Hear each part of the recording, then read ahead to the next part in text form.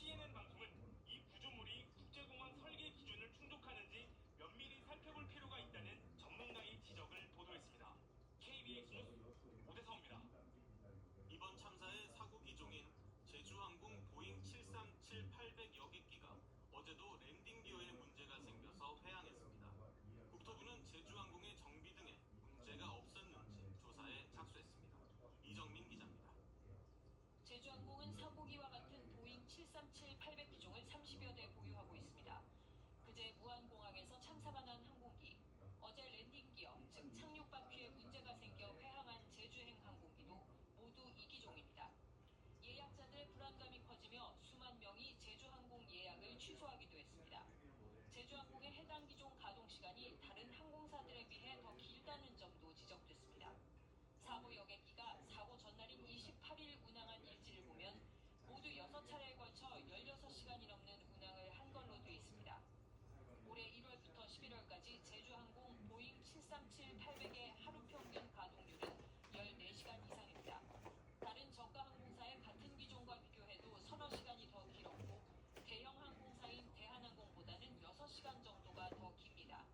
긴 운항 시간에 비례해 안전점검을 제대로 했는지 여부가 조사돼야 한다는 주장이 나옵니다. 제주항공 측은 정비나 점검에는 문제가 없었다고 밝혔습니다. 하지만 국토부는 제주항공을 대상으로 정비 인력은 충분했는지, 규정은 지켰는지 강도 높은 조사에 착수한다고 밝혔습니다. 국토부는 사고기와 같은 기종인 보잉 737-800 기종을 보유한 항공사 6곳에도 조사를 위한 항공안전감독관을 보내기로 했습니다. KBS 뉴스 이정민입니다.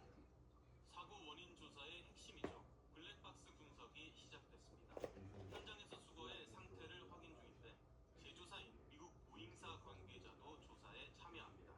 황현규 기자의 보도입니다. 사고조사위원회가 확보한 블랙박스는 두 종류. 기체 움직임을 기록하는 비행 기록 장치와 조종석 대화를 저장하는 음성 녹음기입니다. 두 장치 모두 사고 24시간 이내에 수거됐습니다. 공항에서 소환한 터라 비교적 빨리 찾았습니다. 사고 쟁점인 엔진과 랜딩 기어 데이터가 담겨 있을 걸로 보입니다. 다만 동체가 완파되는 충격에 비행 기록 장치가 일부 손상됐습니다. 손상이 많이 됐을수록 분석에 시간이 더 걸리는데 김포공항 시험 분석센터가 블랙박스 상태를 확인 중입니다.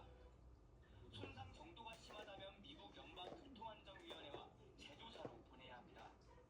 그렇게 되면 완전 해소까지 몇 달 걸릴 수 있습니다. 재조사인 보잉과 미국 교통안전위 관계자도 입국해 블랙박스 분석에 참여합니다. 관제탑 교신 분석은 블랙박스보다 속도를 내고 있습니다. 국토부 사고조사위는 사고기와 교신한 관제사 2명을 면담 조사했습니다. 조류 충돌 경보, 메이데이 교신 전후 과정을 교차 확인하고 있습니다. KBS 뉴스 황인규입니다.